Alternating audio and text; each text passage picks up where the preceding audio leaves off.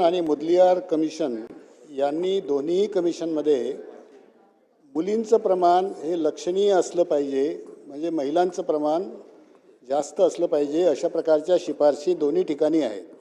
आपल्या राष्ट्रीय शैक्षणिक धोरणामध्ये सुद्धा महिलांच्या मार्फत बालकांचं शिक्षण व्हायला पाहिजे असंही नमूद केलेलं आहे.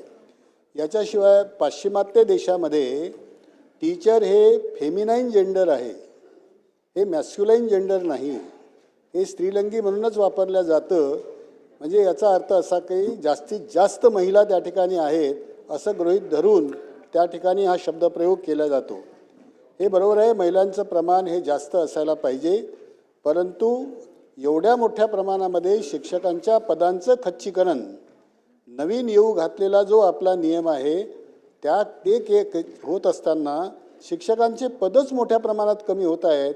महिलांचं त्या दृष्टीने नक्कीच होईल. माझा प्रश्न असा आहे की RTमध्ये दिलेल्या तरतुदीप्रमाणे आपण प्रत्येक शाळेला शिक्षक देणार आहात काय, आणि त्याच्यामध्ये 50% प्रमाण हे महिलांचं ठेवणार आहात काय? निश्चितच RTमध्ये दिलेल्या तरतुदीप्रमाणे आपण शिक्षकांच्या भरती त्या ठिकाणी करणार आहोत. दुसरं, 50% आरक्षण आज आपला कायदा 30%चा आहे, ज्याप्रमाणे आपण भरती त्या ठिकाणी चालवतो आहे. भविष्यात तशी मागणी झाल्यास आणि आपल्या सभागृहाने पारित केल्यावर त्याच्यावर देखील विचार करण्यात येईल.